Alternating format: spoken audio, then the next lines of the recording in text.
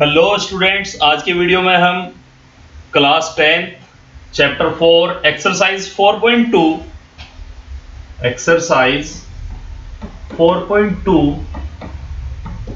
के question number 3, 4, 5 और 6 सीखेंगे।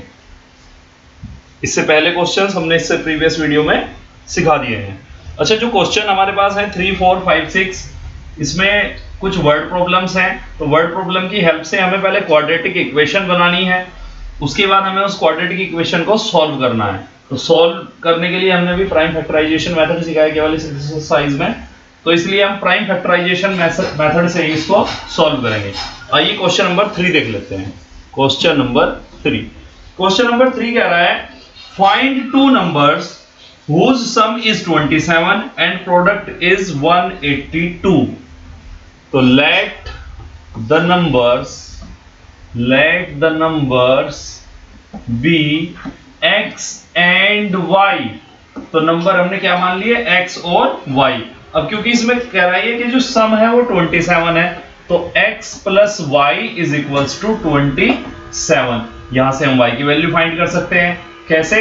ये जो x आप देख पा रहे हैं ये दूसरी साइड जाके निगेटिव बन जाएगा, 27 माइनस x आ जाएगा। इस तरह y is equals to 27 minus x, और ये बनी आपकी equation number first. I think इसकी आवश्यकता फर्स्ट लिखने की नहीं होगी, बट ठीक है, अगर आप लिख देंगे तो भी सही है, नहीं लिखेंगे तो भी चल जाएगा, क्योंकि ये तो y की वैल्यू है डायरेक्ट यहाँ पे। ओके, इसके बाद ये कह रहा था कि find two numbers whose sum is 27, सम तो हो गया, एंड प्रोडक्ट इज 182।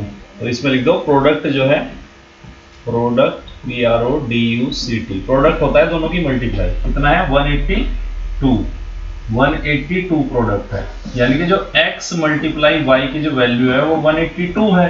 तो x और y की जगह पे हम इसकी वैल्यू रख देंगे। y की वैल्यू आपने अभी अभी देखी है, जो इक्वेशन फर्स्ट हमने बनाई थी, वो है 27 minus x is equals to 182। अब इस x की मल्टीप्लाई करेंगे तो 27x और minus x square is equals to 182 हो जाएगा। अब ये जो माइनस एक्स स्क्वायर है इसको हम दूसरी साइड भेज देंगे 182 के पास, तो ये पॉजिटिव हो जाएगा, और 27x को भेज देंगे दूसरी साइड तो तब वो नेगेटिव हो जाएगा।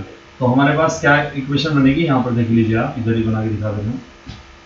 तो ये बन जाएगा एक्स स्क्वायर, और 27x जो है नेगेटिव हो जाएगा, 27x और 182 प्लस 182 और इज इक्वल्स टू 0। ये वाली इक्वेशन हमारे पास में बन जाएगी, x square minus 27x plus 182, x square minus 27x plus 182 is equals to 0। अब इसे प्राइम फैक्टराइजेशन मेथड से अगर सॉल्व करें, जो कि स्प्लिटिंग द मिडिल टर्म होता है, splitting the middle term method से अगर हम इसको सॉल्व करें, तो ये जो 1 लिखा हुआ है इसकी मल्टीप्लाई 182 में करनी पड़ेगी। 1 की मल्टीप्लाई 182 में, तो क्या आएगा? ऑब्वियसली 182 आएगा। अब हमें 182 के ऐसे फैक्टर्स चाहिए जिनको प्लस करके या तो माइनस करके 27 आ जाए। अब हमें ऐसा कोई टेबल तो याद नहीं आ रहा भाई जो 182 जिसके टेबल में आ सके, तो हम इसके फैक्टर्स निकाल लेते हैं। यहाँ मैं आपको सॉल्व करके दिखा दूंगा। 2 से करेंगे, 2 9 18, 2 1 2, देन 3 से तो नहीं हो पाएगा ये 13 7 91 होते हैं, आपने सुना ही होगा 13 7 91। तो इसको 13 से या तो 7 से कर लीजिए कैंसिल, तो ये आ जाएगा ऐसे, 7 और 13 आ जाएगा। तो इसके जो फैक्टर है वो 2 7 और 13 है। अब इनको किसी भी तरीके से प्लस करके तो हमें 27 लेके आना है, और मल्टीप्लाई करके जो है 182 आना चाहिए। तो ये 2 और 7 दोनों को एक जगह पे मिला दो, तो 2 7 का क्या हो जाएगा? 14। तो ये बन जाएगा 14 और मल्टीप्लाई 13 इज इक्वल टू 182, और 14 और प्लस 13 इज इक्वल टू 27। तो जो फैक्टर हमें चाहिए थे वो मिल चुके हैं, बस हमें 27 की जगह पे क्या लिखना है? 14 प्लस 13 लिखना है। तो ये बनेगा x square minus 14 plus 13x और plus 182 is equals to 0। X square minus 14x, और ये वाला माइनस ब्रैकेट के अंदर जाके निगेटिव बन जाएगा, तो निगेटिव 13x और प्लस 182 और इज इक्वल्स टू में 0। ओके, देन इस x को कॉमन ले लेंगे हम इन दोनों टर्म से, फर्स्ट वाली जो 2 टर्म्स है उसमें से x कॉमन ले लेंगे, तो अंदर बचेगा ब्रैकेट के अंदर x माइनस 14, देन माइनस का 13 कॉमन ले लेंगे, माइनस का 13, तो माइनस का 13 जब कॉमन लेंगे तो बचेगा x और माइनस, क्योंकि 13 की मल्टीप्लाई 14 में करके 182 आ रहा था, तो 182 में से जब 13 बाहर निकल गया है तो क्या बचेगा 14 और इज इक्वल टू 0।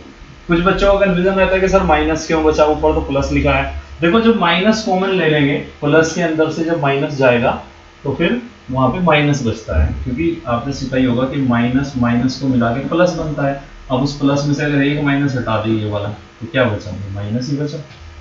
इस तरीके से आप इसको समझ सकते हैं। ओके, देन x माइनस 14 आप देख सकते हैं यहाँ पे 2 बार लिखा हुआ है, तो इसी को कॉमन ले लो, x माइनस 14 को, तो ये बचेगा x माइनस 13।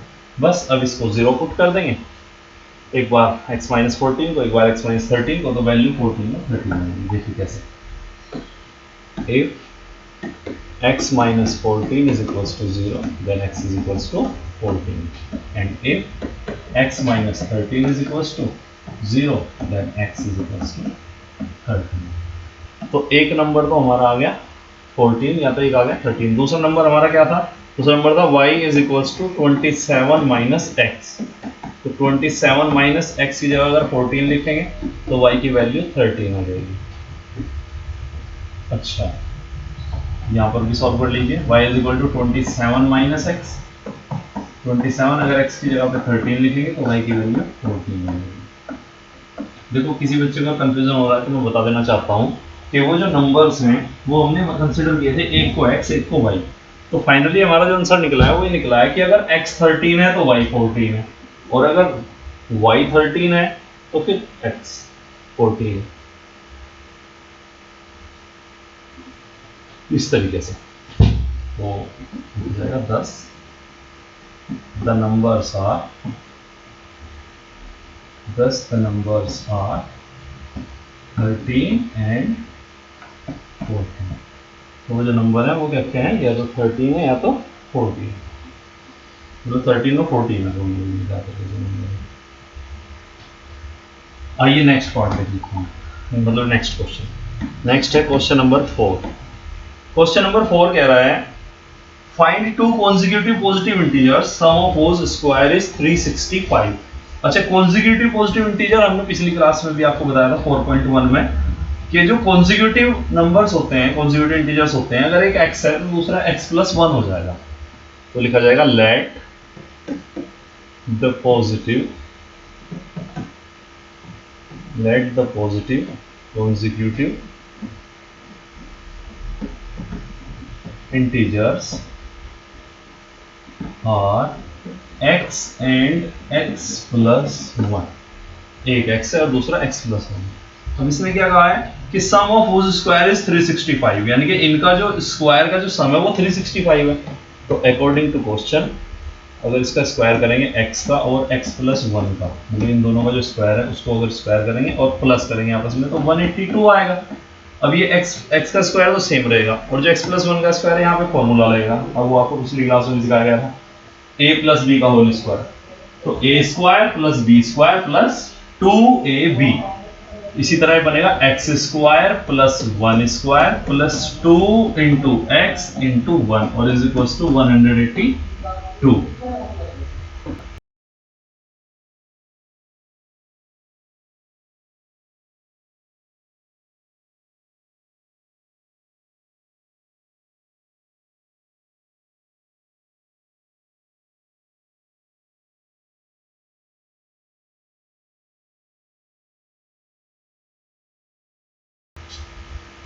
ओके, देन ये जो एक्स स्क्वायर और एक्स स्क्वायर जो लिखा हुआ है तो ये बन जाएगा 2x स्क्वायर और प्लस 1 का स्क्वायर तो 1 ही होता है और प्लस 2x, और ये जो 182 है इसको माइनस में इधर ले आइए 182 को और is equals to 0। Then 2x square plus 2x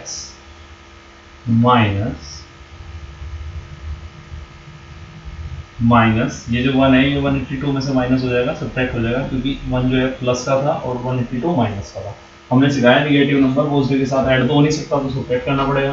तो 181 बचेगा, 181 और इज इक्वल्स टू 0।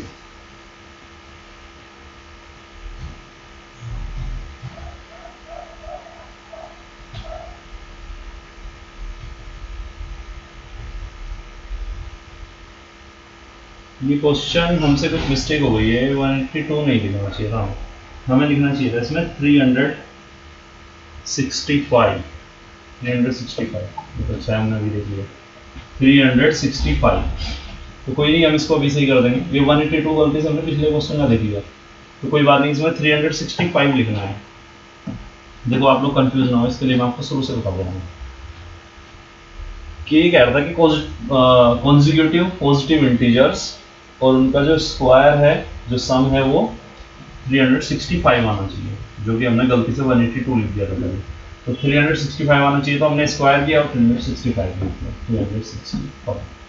अब ये 365 जो है इधर आ करके लेफ्ट में नेगेटिव हो जाएगा, और फिर इसमें से जब 1 को माइनस करेंगे तो माइनस का 364 बचेगा, 364 और इज इक्वल्स टू 0। अब क्योंकि पूरी इक्वेशन 2 से कैंसिल हो रही है, तो इसको 2 से कैंसिल कर दीजिए। देखो ये मैथ्स का नियम है, जब कोई इक्वेशन पूरी की पूरी इक्वेशन यानी उसकी सभी टर्म अगर किसी एक नंबर से डिवाइड हो सकती है तो उसको कर देना चाहिए, जिससे कि इक्वेशन आसान हो जाए। आप चाहे तो यहाँ लिख भी सकते हैं कि divide by 2 both sides,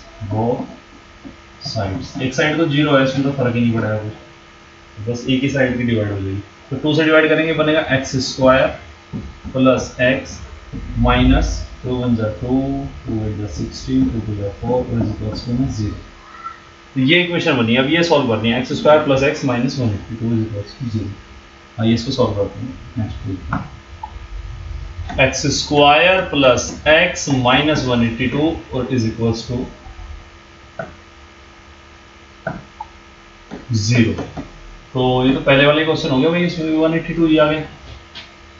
multiply 1 की जो है 182 में होगी, 182 में और इज इक्वल्स टू में क्या आ जाएगा 182 ही आ जाएगा, 182। अब हमें ऐसे फैक्टर चाहिए 182 के जो माइनस करके 1 आ जाए, मिडिल टर्म जो है 1 है यहाँ पे, ये आप देख सकते हैं, तो सब्ट्रैक्ट करके 1 आ जाए और मल्टीप्लाई करके 182 आ जाए। तो ऐसा तो वही है 13 और 14,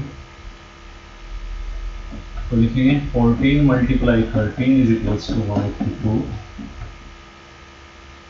और 14 माइनस 13 इज इक्वल्स टू 1। आइए सॉल्व करते हैं। X square plus 14 minus 13 x minus 182 is equals to 0। Then x square plus 14x minus 13x minus 182 is equals to 0। अब फर्स्ट वाली जो 2 टर्म है उसमें से x को मनाएगा, बचेगा x प्लस 14। बाद वाली जो 2 टर्म है उसमें से एक तो माइनस का साइन को मनाएगा और दूसरा 13 भी को मना जाएगा, तो ये भी बचेगा x प्लस 14। देखो प्लस क्यों आया, ऊपर तो माइनस था, क्योंकि वो जो माइनस है वो कॉमन ले लिया। जब वो कॉमन ले लिया तो क्या बचा, कुछ नहीं का मतलब प्लस। अब ये x प्लस 14 दो बार है, तो इसको एक ही बार लिख लो कॉमन में, x प्लस 14। देन बचेगा x minus 13 is equals to 0। अब इन दोनों को 0 पुट करके देख लेंगे और हमारे पास वैल्यूज आ जाएंगे। तो लिखा जाएगा if x plus 14 is equals to 0 then x is equals to minus का 14 और इफ x माइनस का 13 is equals to 0 x is equals to 13। देखो अगर आपको याद है तो क्वेश्चन में स्टार्टिंग में लिखा गया था, ये देखो हमने लिखा हुआ है कि पॉजिटिव कॉन्जिक्यूटिव इंटीजर्स, पॉजिटिव यानी कि पॉजिटिव लेना है, नेगेटिव लेना ही नहीं। अच्छा हमारे पास जो वैल्यू आई है x की वो 2 आई है, एक तो माइनस का 14 और एक 13, लेकिन हमें चाहिए पॉजिटिव वैल्यू, तो इसमें से हम कौन सी उठाएंगे, 13 वाली, केवल 13 वाली उठाएंगे। तो लिखा जाएगा 10 x की वैल्यू तो 13 उठाएंगे, मैंने कहा है, क्योंकि दूसरी तो नेगेटिव है, वो तो हमें चाहिए नहीं, हमें तो पॉजिटिव चाहिए। और x प्लस 1 था एक हमारे पास नंबर, x प्लस 1, तो ये बन जाएगा 13 प्लस 1 यानी कि 14। देखो ये 14 अलग है और जो पहले आया था वो नेगेटिव 14 था, वो हमने वहीं छोड़ दिया। हमने 13 उठाया और 13 की मदद से जो x है और x प्लस 1 है, तो x प्लस 1 की जो वैल्यू निकाली तो वो बना 13 प्लस 1 यानी कि 14। Okay, thus the required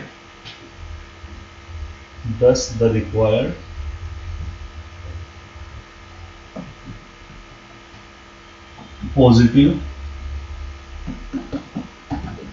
consecutive integers are 13 and 14। इस प्रकार हमारा ये क्वेश्चन सॉल्व हो चुका है। आइए नेक्स्ट क्वेश्चन देखते हैं, क्वेश्चन नंबर 5। बिल्कुल ध्यान से समझेंगे क्वेश्चन नंबर 5 को। क्वेश्चन नंबर 5, तो क्वेश्चन नंबर 5 कह रहा है the altitude of A right triangle is 7 centimetre less than it's base. Altitude बोलते हैं परपेंडिकुलर को, हाइट को। मैं आपको बना के दिखा रहा हूँ। ये हमारे पास ट्राइंगल है ना,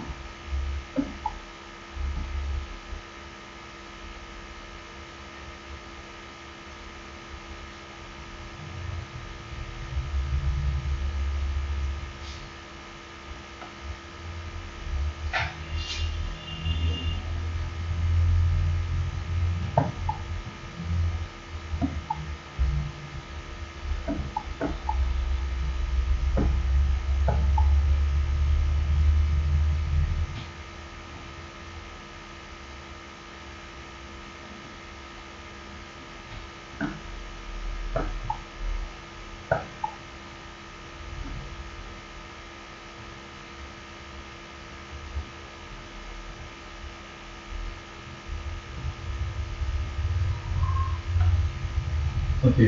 सो this is the triangle we have, इसका नाम है ABC। अब इसमें एल्टीट्यूड ये वाला होता है जो परपेंडिकुलर जो लाइन है, जो सीधी खड़ी हुई लाइन है। तो ये जो लाइन जो परपेंडिकुलर है, जो कि एल्टीट्यूड है, ये कह रहा है 7 centimetre less than base. Base ये जो नीचे वाली लाइन जो है AB, इसको बेस कहते हैं। तो बेस से 7 कम है ऊपर, यानी अगर बेस को x मान लो तो ये बन जाएगा x माइनस 7। अच्छा, फिर ये कह रहा है हाइपोटेनियस 13 है। तो ये जो तिरछे वाली लाइन होती है 90 के सामने, ये हाइपोटेनियस होती है और ये 13 है। तो लिख देंगे let the base be x and altitude be x minus 7 metre.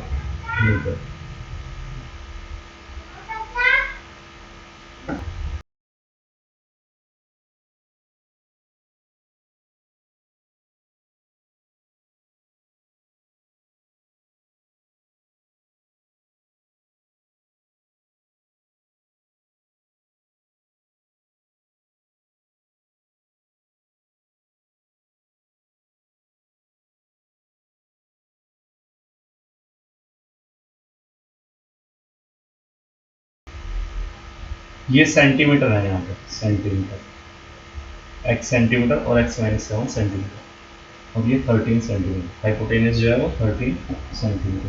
तो एक फॉर्मूला होता है पाइथागोरस थ्योरम, जिसको बोलते हैं, आपने सीखा होगा। तो by Pythagoras theorem, by Pythagoras theorem. देखो, पाइथागोरस थ्योरम कहती है कि जो हाइपोटेनियस का जो स्क्वायर है वो बेस के स्क्वायर के प्लस परपेंडिकुलर के स्क्वायर के इक्वल होगा। यानी 13 का जो स्क्वायर है वो किसके इक्वल होगा? एक्स स्क्वायर के और प्लस एक्स माइनस 7 स्क्वायर। ये जो एक्स माइनस 7 स्क्वायर है, इसमें फॉर्मूला लगेगा ए माइनस बी का स्क्वायर। ए माइनस बी का होल स्क्वायर क्या होता है? A square plus b square minus 2ab। यानी इसका बन जाएगा एक्स स्क्वायर प्लस 7 स्क्वायर और माइनस 2 इंटू एक्स इंटू 7। इधर 13 का जो स्क्वायर है आपने याद किया होना चाहिए 169 होता है, 169। देन RHS में एक्स स्क्वायर 2x स्क्वायर बन जाएगा, तो x square plus x square हो जाएगा 2x स्क्वायर और प्लस 49 और माइनस 2 7 जा 14x इज इक्वल टू में 169। उसके बाद 2x square minus 14x plus 49 और ये माइनस में पहुंचेगा उधर 169 और is equals to 0. Okay, then 2x square minus 14x. 2x square minus 14x और माइनस इसको सब्ट्रैक्ट कर लीजिए आप 169 में से 49 को. आखिर सब्ट्रैक्ट क्यों कर रहे हैं हम? क्योंकि एक नंबर प्लस का है और एक है माइनस का नंबर, तो इस वजह से सब्ट्रैक्ट करना पड़ेगा. 9 में से 9 जाके 0 और 16 में से 4 जाके 12, तो 120 आएगा, वो भी negative. Negative 120 is equals to 0. हमने अभी भी आपको सिखाया था कि अगर पूरी इक्वेशन किसी नंबर से डिवाइड हो रही है तो डिवाइड कर देना चाहिए. तो ये पूरी इक्वेशन जो है डिवाइड हो रही है 2 से, तो चाहे तो या बिना लिखे भी कर सकते हैं. Divide by 2 both sides. मैंने इसलिए लिखा है जिससे आपको समझना है. आप चाहे तो एग्जाम में लिखें या नहीं लिखें तब भी सीखें, बस डिवाइड कर देना. कैसे? तो 2 1 ज़ा 2, 2 7 ज़ा 40 और 2 6 ज़ा 12. ये बनी फाइनल इक्वेशन. अब इस फाइनल इक्वेशन में फर्स्ट टर्म की जो मल्टीप्लाई है, फर्स्ट टर्म के कोफिशिएंट के लास्ट वाले नंबर से, तो ये बनेगा 1 मल्टीप्लाई 60 इज इक्वल्स टू 60. 60 के ऐसे फैक्टर जो मल्टीप्लाई करके तो 60 बना दे और माइनस करके 7 बना दे. तो आप खुद से ढूंढो, वीडियो को रोक करके खुद से कोशिश करो. अगर आप ढूंढ सके तो ज़्यादा अच्छा है. ओके, अब आप ढूंढ पाए तो बहुत बढ़िया, और नहीं ढूंढ पाए तो आप यहाँ से समझ लीजिए. 60 के वो फैक्टर हैं 12 और 5. अभी 12 5 जार तो 60 होता है और 12 में से 5 जाके 7 बचता है. तो यहाँ पे 12 माइनस 5 लिखेंगे 7 की जगह. तो ये बना x square minus 12 minus 5x minus 60 is equals to 0. Then x square minus 12x minus minus plus हो जाएगा 5x माइनस का 60 इज इक्वल्स टू 0. अब ये स्टार्टिंग की जो 2 टर्म्स है इसमें से x कॉमन लेंगे, बचेगा x माइनस 12. फिर बाद की जो टर्म्स है उसमें से 5 कॉमन लेंगे, बचेगा x माइनस 12 और इज इक्वल्स टू 0. फिर x माइनस 12 को भी कॉमन ले लेंगे, बचेगा x प्लस 5 और इज इक्वल्स टू 0. यहाँ से वैल्यूज निकल जाएंगी. इफ x माइनस 12 जो है 0 है तो x का बन जाएगा 12, तो x की वैल्यू या तो 12 आई है, या फिर एक x plus 5 is equals to 0 है तो x का बन जाएगा माइनस 5. लेकिन मैं आपको ध्यान दिलाना चाहूँगा कि जो x है वो बेस है, बेस, और बेस कभी नेगेटिव तो हो नहीं सकता. देखो ये आपको समझना पड़ेगा कि जो लंबाई होती है, हाइट जो होती है, ठीक है, लेंथ जो होती है इसी चीज़ की, वो कभी भी नेगेटिव नहीं हो सकती. तो इसीलिए x की जो 2 वैल्यू आई है, एक तो 12 और एक माइनस 5, तो इसमें से माइनस 5 किसी काम का नहीं, क्योंकि नेगेटिव हो ही नहीं सकता, केवल पॉजिटिव हो सकता है. तो इसलिए x को 12 कंसिडर कर लेंगे. x को 12 कंसिडर हम जो है कर लेंगे. तो x क्या था हमारे पास यहाँ? x था बेस, बेस बन जाएगा 12 और altitude x minus 7.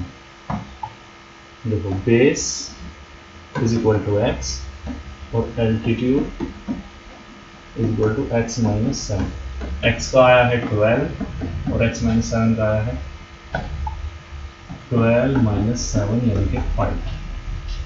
Thus the base of the triangle is 12 centimeter and the altitude of the triangle is 5 centimeter.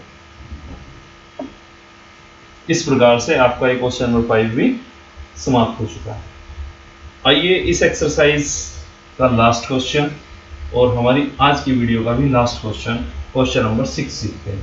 Question number 6 थोड़ा सा हम कह सकते हैं डिफरेंट है, अलग है, तो इस पर विशेष आपको फोकस करना पड़ेगा, बिल्कुल ध्यान से सुनना पड़ेगा आपको क्वेश्चन. अच्छा, इसमें लैंग्वेज भी बहुत सारी है, तो लैंग्वेज के ऊपर आपकी कमांड होनी चाहिए. पूरा फोकस लगाते हुए क्वेश्चन को पढ़ेंगे मेरे साथ. अ कॉटेज इंडस्ट्री, कॉटेज इंडस्ट्री क्या होता है? छोटी मोटी कंपनी. कॉटेज इंडस्ट्री का मतलब है कोई छोटी कंपनी, जैसे घर पे कोई कंपनी चला के किसी ने, या तो वो समझ लो, या कोई भी छोटी सी company. A cottage industry produce a certain number of pottery article in a day. Pottery article बनाती है वो छोटी सी कंपनी जो है, घर पर कोई कंपनी है किसी की, और वो पोट्री आर्टिकल बनाते हैं, घड़े बनाते हैं, ये समझ लो, जैसे बर्तन बनाते हैं। अच्छा, it was observe on a particular day, किसी दिन ये ऑब्जर्व किया गया that the cost of production of each article, हर एक आर्टिकल की जो कॉस्ट है was 3 more than twice the number of article produced on that day। जो हर एक आर्टिकल की जो कॉस्ट है वो जितने आर्टिकल उस दिन बने उसके डबल से 3 ज्यादा थी। तो पूछा गया है कि टोटल कॉस्ट बताई गई है 90, तो फिर कहा गया है कि ये बताना है कि कितने आर्टिकल बने और क्या कॉस्ट थी। तो जो ईच आर्टिकल की कॉस्ट है वो देख लो, 3 more than twice the number of articles produced on that day, उस दिन जो आर्टिकल बने उनके डबल से 3 ज्यादा। तो उस दिन कितने बने हमें तो पता नहीं, तो x मान लेंगे। Let x articles were produced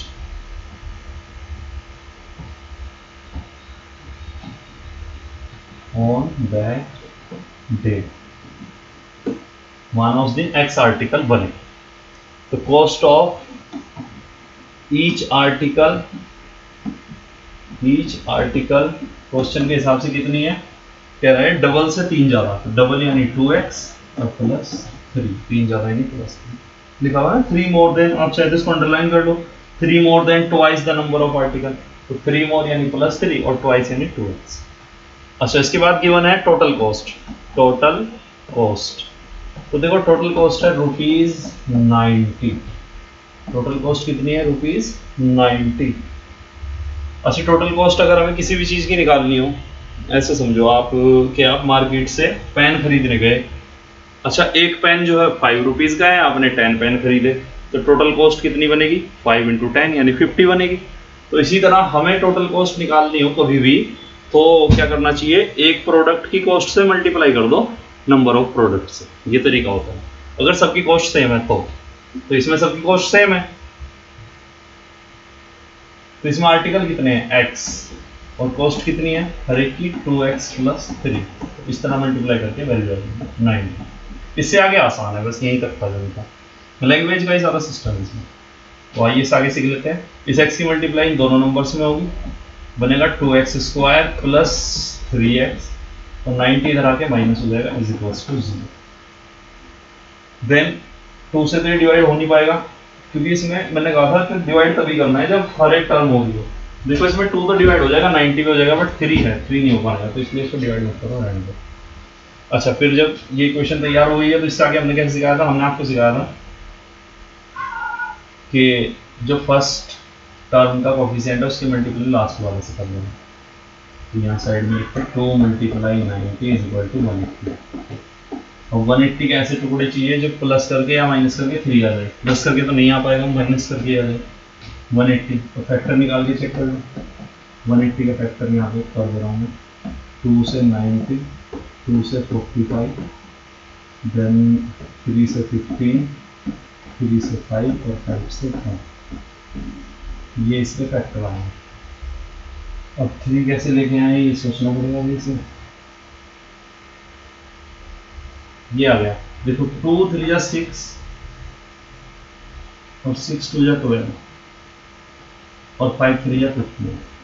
और 15 में से अगर 12 जाए तो 3 बचता है, यानी कि 5 × 3 = 15 की मल्टीप्लाई अगर आप करोगे, 15 की मल्टीप्लाई अगर आप करोगे 2 × 2 = 4, 3 = 12 में, तो 180 आएगा।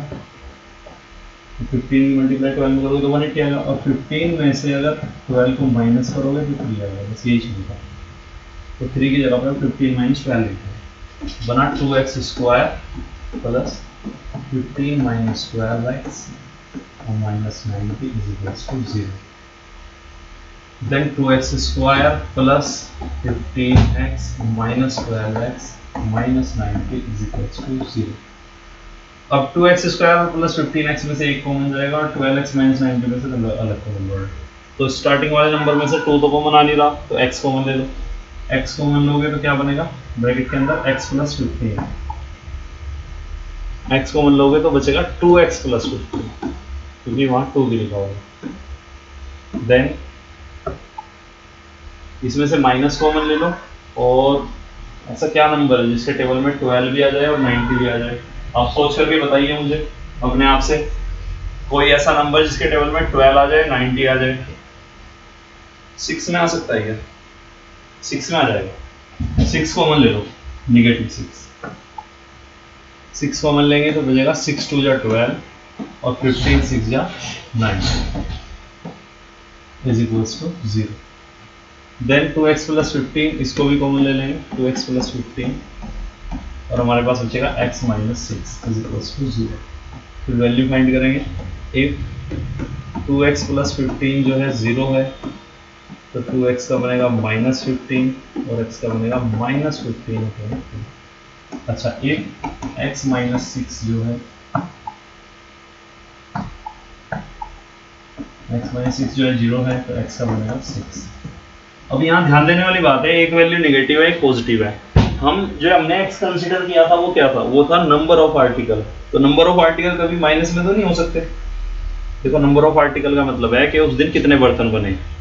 तो ऐसे थोड़े कह सकता है कोई आदमी के माइनस के 4 बर्तन बने, तो कोई बात ही नहीं, कोई सेंस ही नहीं बना। तो नेगेटिव में पॉसिबल नहीं है, इसलिए नेगेटिव को यहीं छोड़ देंगे, पॉजिटिव को कंसिडर कर लेंगे। x is equals to 6। अच्छा, अभी इसकी कॉस्ट कितनी थी? 2x plus 3। तो 2x प्लस 3 की वैल्यू निकालना है यहाँ से।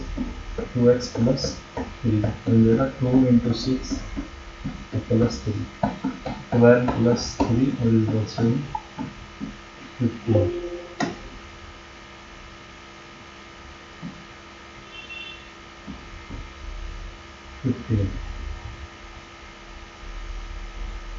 तो यानी कि आर्टिकल तो जो है वो 6 आए हैं और जो कॉस्ट है वो 15 रुपीज आएगी। 10 6 articles were produced that day and the cost of each article was ₹50।